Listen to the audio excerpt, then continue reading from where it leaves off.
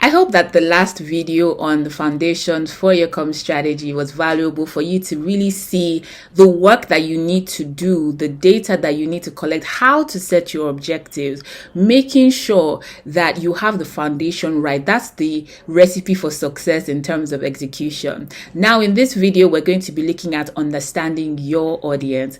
You cannot be talking to the general public. You cannot be talking to everyone. How do you then segment? How do you prioritize? Because sometimes you see comms plans that they're trying to speak to too many people at once. And knowing that the human and financial resources are not that great, it then becomes ineffective to try to talk to so many people at once, have so many key messages for one campaign. So in this video, we're going to look at how you can understand your audience and how you can prioritize primary audience, secondary audience, and how data also helps you to make sure that you are sending key messages and content that would truly resonate with your target audience and get them to do what it is that you want them to do at the end of the day. Enjoy the video. Welcome to video 3, where I'm going to be talking to you about understanding your audience. And this is very important because sometimes I find that people are trying to either speak to everyone or speak to too many people in one campaign or in one plan. So in this video, I want to talk you through how you should really be looking at analyzing your audience, prioritizing your audience, and what to do when you have an organization that speaks to different groups of people. So the starting points: your audience cannot be everybody, general public, all women. I'm trying to think about the different variations that I've seen. And the reason is this: imagine you say everybody is your target audience. What channels are you going to use? Are you going to use all the channels? Is it realistic to use all the channels? What tone are you going to use to communicate, right? So it's very important to be very clear. And someone will say to me, well, Adedoyin, our product or service appeals to everybody, but that's not necessarily true.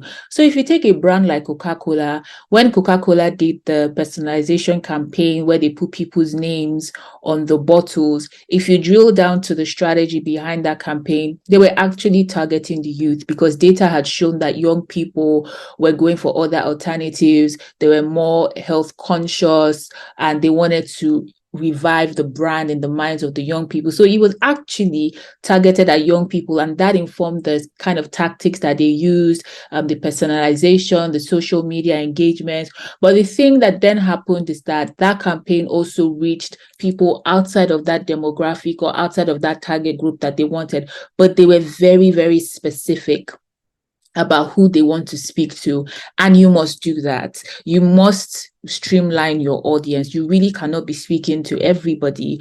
Who do you want to communicate with, and how best do you want to communicate with them?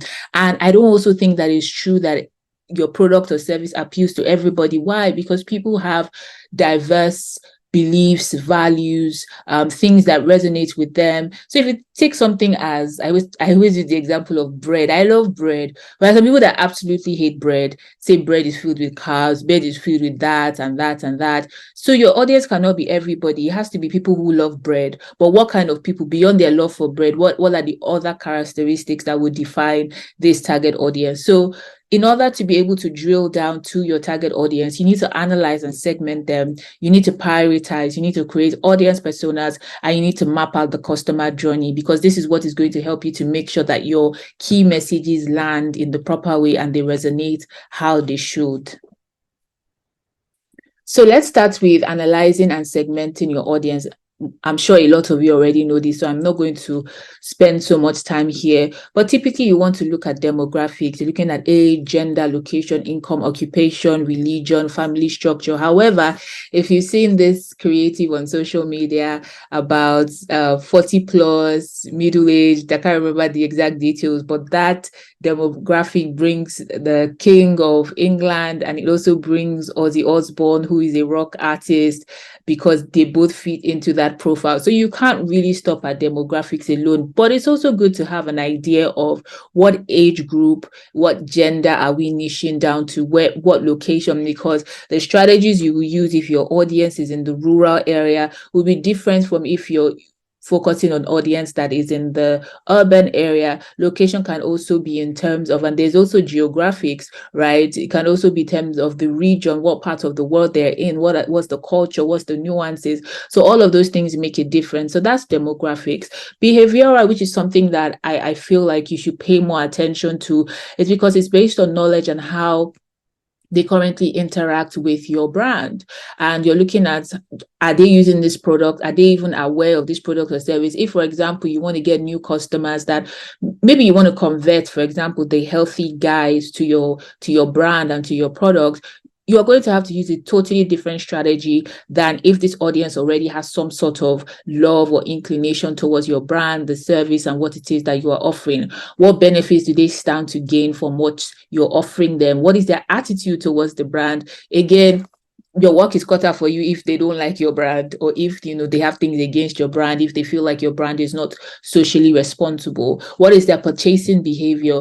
If, for example, our objective is to increase the sales of a particular product and we're trying to determine which audience we want to attract or we want to go with, are we going to go with an audience that they have limited purchasing power, or maybe they purchase once a quarter? Or are we going to go with an audience that they have the purchase power, they spend a lot, or they even make the purchasing decision? So again, there's a lot of factors that go into these things, and you would find that the quality of your strategy improves when you drill down into the granular details of your audience. What is their current engagement level? What is their awareness of the brand? And then you look at geographic. So this is, are they in the urban or rural area? What region? Are they in West Africa or East Africa? You know that there are cultural differences. What kind of communities are they in? Are they in virtual online communities? Are they in regional communities or co-ops, for example? You need to be able to know, because all of these things literally influence on your strategy, literally influences on the tactics and the channels that you are going to use. And then psychographics, which is also very, very important. These are based on characteristics that influence purchase and consumptions. What are their inner beliefs or value? Are you trying to sell a sugar-filled product to somebody who is very health conscious, or to a group of people who they really pay attention to their health? You'll find that certain tribes, for example, they're health conscious, maybe more than others, that that you definitely have your work cut out for you. What are their likes and their dislikes? What is their lifestyle like? Are you trying to promote Nike sneakers to a group of people that are very sedentary? So if you know that they are sedentary, that means that you need to do something that gets them to understand the importance of exercise and movement, pioneered by Nike. Before you even start talking about the running shoes, you need to change their mindset. You need to change their perception about exercise. You need to achieve some level of behavior change before you then create awareness and conversions for the particular product that you want to sell. So you need to think about these things. What are their attitudes? What are their priorities, for example, and what are their motivations? Next step is that you then prioritize your audience. So even after you segment for efficiency, it will be good to prioritize your audience as well. And this is particularly important where you feel like you have a broad range of people that you can speak to. So if you have a product that's for women, you can target women that, for example, are in their early 20s. You can also target women in their early 30s. Maybe you can also target women in their early 40s. But the truth is that women in these three age brackets, they don't necessarily have the same characteristic across board. So you then need to ask yourself, okay, we have these three groups of women. Who will be our primary? Do we want to focus on women on their 30s as our primary audience? So your primary audience is that segment that you want to focus on because they meet certain criteria. They meet criteria in terms of your objectives, in terms of brand love, in terms of they will help you achieve whatever it is that you want to achieve. All of these things have to be linked, remember, to your objectives and what your organization wants to achieve. So would this resonate more with this particular group? What is their likely buy-in? What is their the likelihood of them being converted? So you make those decisions. And like I said to you before, I've said several times so far, is that all of these things must be data driven. So it's not that you will just sit down and say, okay, we're going to choose women in their 30s. Why? What is the data showing you? What are you basing that on? So that's why data and insights, you cannot do without it. You need to be able to do your research. You need to be able to take some customer insights, do some customer service, because that will help you to drill down on who your primary audience should be. And then once you identify your primary audience, you need to identify the secondary audience. You may not always have a secondary audience, but this is useful, again, when you have a broad profile for who you want to target. So the secondary audience is the group of people that, they're not the people that you're going to focus on directly, but they have some similarities, needs, or behavior to your primary audience. So in the previous example that I gave you, women, so you want to focus on women in their 30s as your primary audience, but women in their 40s, they're also women. There are similar characteristics that they have, and you want to focus on them as your secondary audience, again, based on the data that you have seen. And this last group of audience, people don't really think about it, but lately I've been seeing that it's very, very important to think about the influencing audience. And the typical example I always give is, I had a conversation with someone managing a hair brand, and the particular hair brand had lost market share, they've lost sales, and they're coming up with all the tactics, this is what we'll do, this is what we'll do. And I said to the person that, wait a minute, are you considering the people that influence purchasing decision for the group of people that you want to target? So they're targeting young women. That's fantastic. You want to do all the campaigns to attract them. But at the end of the day, who influences their choice of what hair attachment product to buy? It's their hairdressers. So how are you targeting the hairdressers? What are you doing to engage them? So you really need to think about the group of people that have an influence or an impact on the decisions that your primary audience or secondary audience has. So you have, for example, a product that is targeted at children or for children, and you know that you need their parents, or for example, something is for parents, but you know that you need their children, because sometimes when children are like, mommy, daddy, I want this thing, you know that, okay, you need them on board. So in the line of decision making, in terms of influence and impact, who are the voices that your primary and secondary audience would listen to? Again, this is where data and insights, very, very important. So these are the three groups or three categories you want to look at when you are prioritizing your audience. So these are the questions that you need to ask. For your primary audience, you need to know what are their needs, and you can learn this information by carrying out surveys, doing desk research, but don't just stop at doing desk or online research. You need to actually speak to your target audience. You can run social media polls, you can run surveys, you can do focus groups. In fact, even in your organization, you can even start with people in your organization that may be in the target group. So I remember being in a strategy session with a particular organization, and they were trying to bring to the market products that were for women, and it was all men there, and there was a particular product, the things that they were saying, and I said to them, a woman is not going to make a purchase decision based on these factors that you have spoken about, because for them it was a no-brainer that this is functional in this way, these are the benefits. I said, yes, those are valid, but this thing is not appealing aesthetically, and the aesthetic appeal, style, cut, and color is also a very critical, sometimes more important factor than the functionality. And they're like, oh, I was like, yeah. And then the women that were there were nodding. I was like, you need to be speaking to your target audience. You can't make assumptions. You're men. How can you make assumptions for women? So sometimes, even by starting with your colleagues that fit within that target group, to just say, what are your thoughts about this? What do you think about this? And then you can then expand broadly. So you want to ask, how connected, engaged, or interested are they with your organization or brand? Is it that they don't care about your brand? Do they have negative perception about your brand? Because once you know that, okay, before we can launch this campaign, we need to deal with the perception problem. We need to deal with, an understanding problem. If that's what we see, how does your brand values align with them? Now, for example, there's more demand on organizations to be socially conscious. So if your target group, so you want to reach Gen Zs, and they're very, very, you notice that they believe in the environments, they believe in different things, and your organization's values doesn't align, do you want to go back to your organization and say there is a mismatch in our values? So if we want to attract the Gen Zs, what changes are we willing to make internally? Or do we want to create a new brand that would be a sub-brand, but that will cater to the Gen Z, so that there is no culture or value clash between the two? You need to think about that.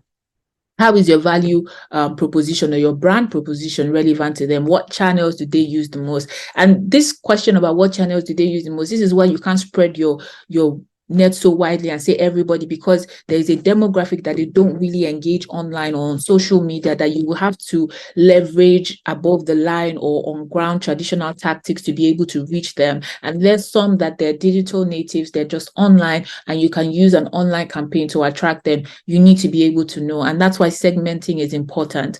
Influencing audience: who influences your primary audience? Who are the voices that they listen to? Who are the critical people along the value chain of their decision making? In what way do they influence your primary audience? Is it at the point of sale? For the hairdresser example, if I want to do my hair, I want to braid my hair, I just simply send a screenshot to my hairdresser. In fact, I don't even ask her what hair to use, because when I get there is when she brings the hair, because she knows the best attachments for me to use. So if, for example, I want to buy the attachment for myself, let's say I want to save money or for whatever reason, I will still send her a screenshot of the hair that I want to do and say, hey, what attachment should I buy? What color? And then she'll say, okay, buy X brand in color 31B. This is what will fit you, because she knows me, right? So you need to think about in what way they will influence your primary audience. How much influence do they have? Is it strong? Is it moderate?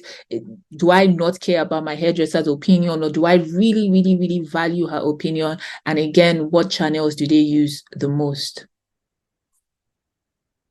Now, the next step is to create your audience personas. And this really presents an opportunity to step into your audience's shoes. And these personas give you the detail of their current behaviors, their motivation, emotion, values, attitude, age, income. By the time you drill down to doing all of this, you'll find that you have a better understanding of what kind of strategy you should be using, what kind of tactics that you can leverage on. And this single profile should reflect the barriers that they may face, because what you are offering in terms of your brand's product, your brand service, or even if you're an NGO, your cause or the impact that you're trying to make, you need to be able to know how this will resonate with them, how this aligns with what they want, how this solves a problem, because people engage with your brand because your brand is giving them something. Your brand is answering a question or solving a problem that they have. So if you're not able to articulate that, it is going to be very difficult for you to communicate what solutions and what value that you are bringing to them. And to better visualize your persona, you can include a name and an image. Okay, so here is the buyer persona, an example. You want to put personal info, the age, gender, hobbies, location, interest, income.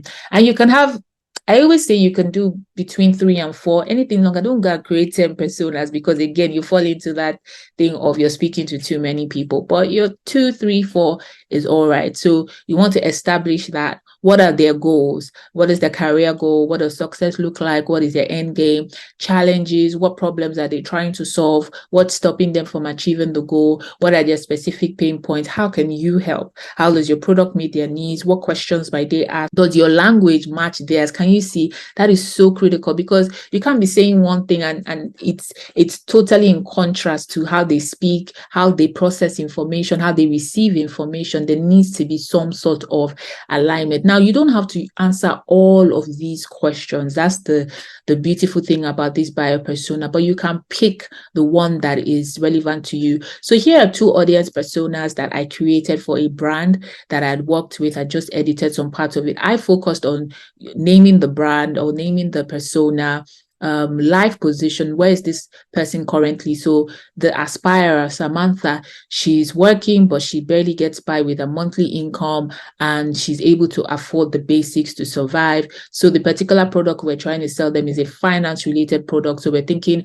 why will this product be appealing to a Samantha who is working, but she doesn't have enough, she's not earning so much money? So the insights for Samantha is, I know I can do more in my life with my money, but I don't know how. So Samantha wants to earn more. She feels like she can earn more income, but she doesn't know what to start. So the appeal of our product, or that particular product for her, is that, look, it is going to show you how to make money. It's going to show you what you can do now, even with the income that you have, and begin to put you in that position where you can grow the income very steadily and get to where you want to be financially. So that is the message, that is the proposition, that is the value that we are selling to this particular audience group that we've identified in Samantha. And this is Samantha's digital behavior. She has a smartphone. She's active on social media. She's not using the platform productively. She's aware of latest trends and also consumes content online. Again, this helps us to know what kind of content we should be creating, how we should attract Samantha.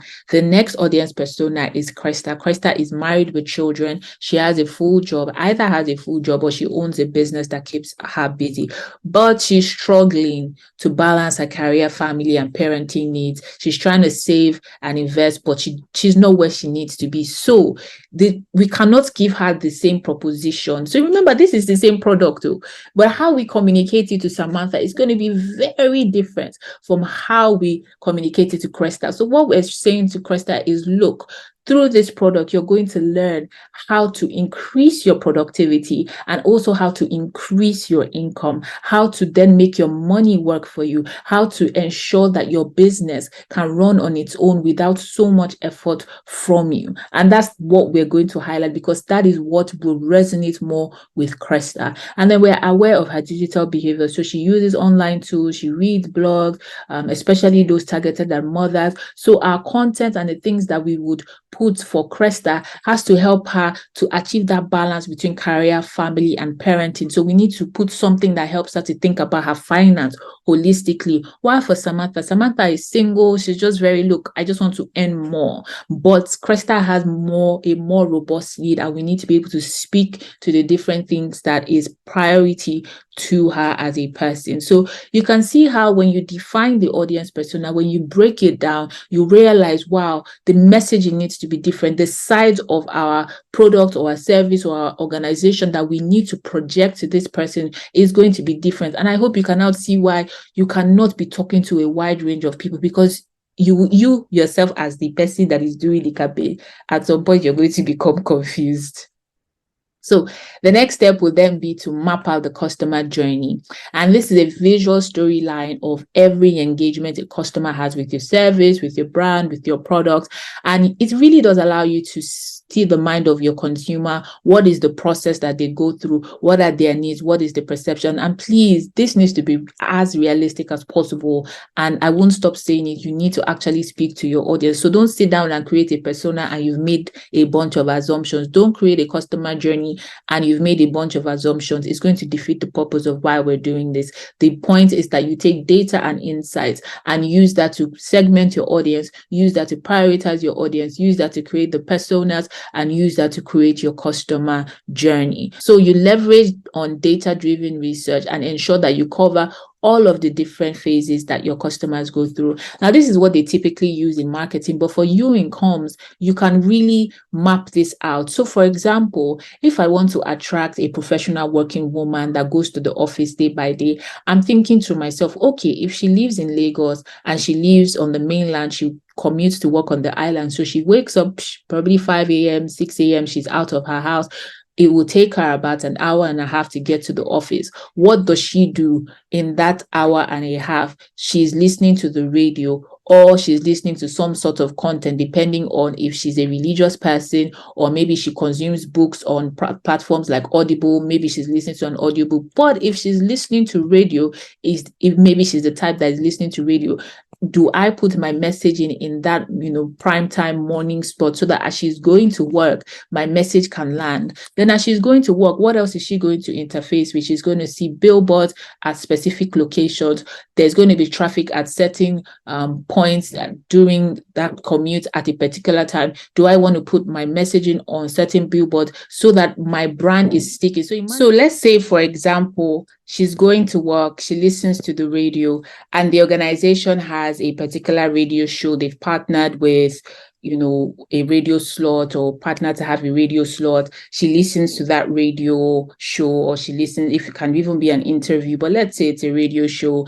And then as she's going to work, there's a particular spot where there's always traffic, and then it's constantly, maybe it's a moving billboard, there's constant traffic in that spot, and so she has to interface with that billboard. So again, she sees that brand a second time. So isn't how it's like you listen to an advert over and over again on the radio, and all of a sudden you don't know why you're singing the particular ad, but when you go to the supermarket, you remember the brand because you engaged with the advert. So it's that thing about messaging. What critical parts in the touch points in the journey can I infuse my brand messaging? So it's the same thing. That's what your customer journey map helps you to do. What does my target consumer and my target the whole day, it doesn't have to be a whole day, but understanding what touch points they interface with, either online or offline, depending on what it is that we're trying to achieve. And then where can we infuse our messaging? Where can we infuse our proposition? Where can we infuse message of what our organization wants to do? So here is an example of George Kramer, who is looking for an ergonomic keyboard so that you can work with ease. So typically, when you're looking for something like this, you're going to ask your friends. So that's the awareness stage. So in the customer journey map, there are 5 stages. You're looking at awareness, you're looking at consideration, you're looking at purchase, you're looking at onboarding, you're looking at advocacy. So in awareness is, look, I need this product. How do I become aware of what's available? Typically, I will start by speaking to my friends. Hey guys, I want to buy this kind of keyboard.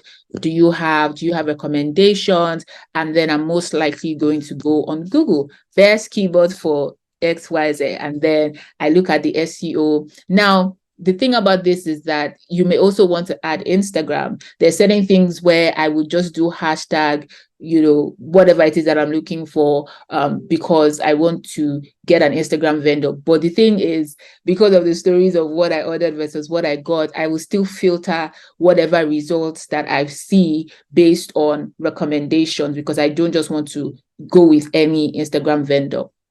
So for consideration, so let's say this guy, George, he has asked his friends and colleagues, he's done the search, a few names have come up, he needs to be able to narrow down. So he begins to browse e-commerce websites, he sees different products. So there are 2 things he's looking for: the product and where he's going to buy it, right? So he looks at the website, he searches, he looks at product pages. So he looks at what are the qualities of this keyboard, what does this version or this brand offer that this other brand does not. And then he's looking at the pain points. There are many steps to finding the desired product. So here you can say, okay, you know what, build your product so that you make sure that if somebody is searching for this keyboard, all the information they need is there, so that they're not having to go to multiple pages. I can see the functional benefits, I can see reviews, I can see how it works, I can, be assured that this is fit for purpose, right? So that's where you think about what the solution is. Then you're coming to purchase, selecting the product and the payment modes. So this is very marketing related, but what it does for you when you think about it is, what should we be doing at each point as comms? What kind of messaging? So awareness and consideration is really, really where the bulk of it is.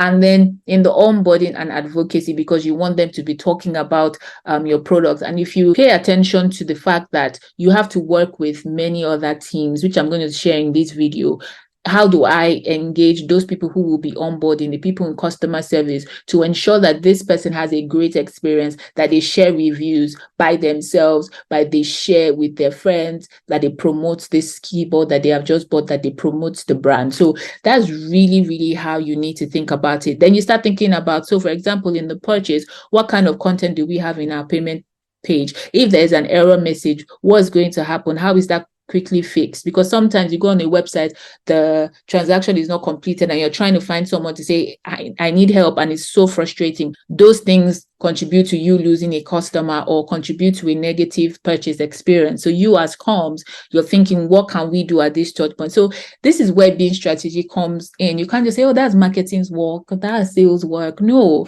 because it still impacts on you, and you have to be tracking it with them. So if they're saying, oh, people get to the payment page, but they drop off, why are they dropping off? Is that something that comms can do so that they don't drop off? Is there something that it's a marketing thing that needs to be done? How can we strategically advise marketing or sales on what they need to do? Or even our website team, how can we suggest things that they can do? So it has to really be a collaborative process at the end of the day, but a very simple one that I like to do. So it's not all briefs that I go through the customer journey map in this way, but the first example that I gave you is thinking about how my audience goes through their day, what are their needs, what are their concerns, and where my messaging will land the most. Do they attend conferences? Do they read the newspaper? How do they check LinkedIn, for example? And I think about, this is where I put my content at this time, and this is the kind of reaction that I want.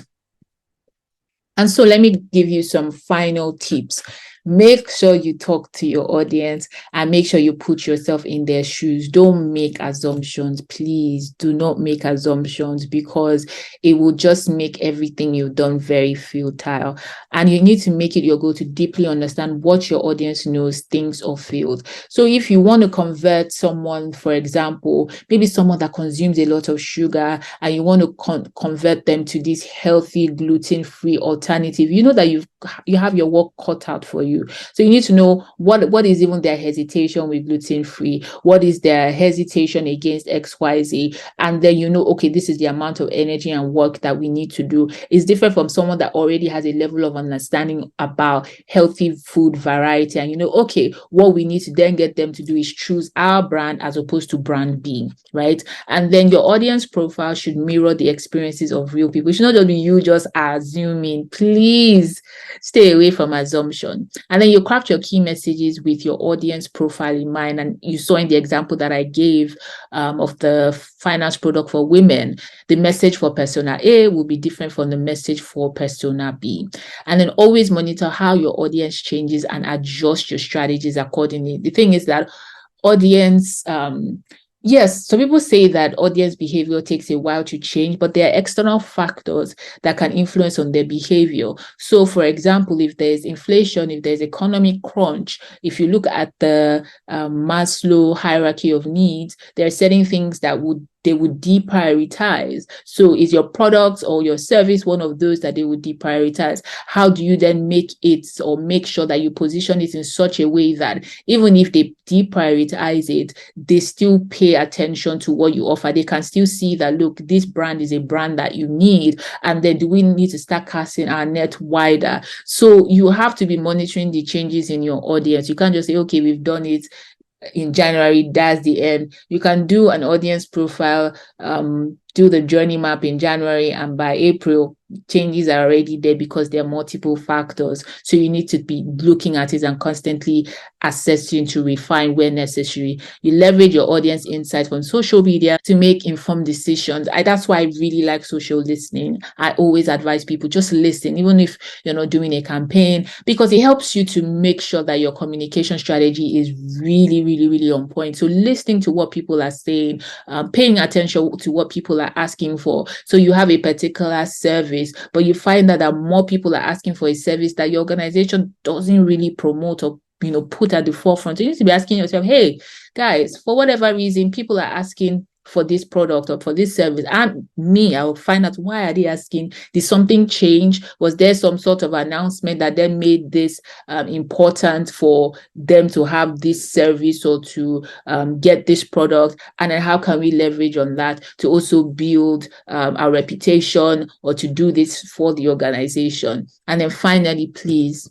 keep your company's goals at the forefront. You don't want to meet the needs of your consumers or your customers to the detriment of your company, because it would defeat the purpose. Remember, the underlying thing that we're trying to do here is to help your organization to achieve its objectives. So that objective needs to be at the forefront. You can't say, okay, let's extend ourselves to appeal to the Gen Z, and then you break the culture of the organization, or the returns financially is really, really negligible, and you're like, why do we just waste our time doing this? So you need to think about it really, really strategically. So I hope that this has been helpful for you to just really think, spend some time, that's what I want you to take out of this. Spend some time thinking about your audience. And honestly, when you have conversations, even if you just have a conversation with just a few people, you will see how that will significantly change your approach and the strategies that you will use. In the next video, I'm going to be talking to you about leveraging comms strategies and tactics effectively. Bye.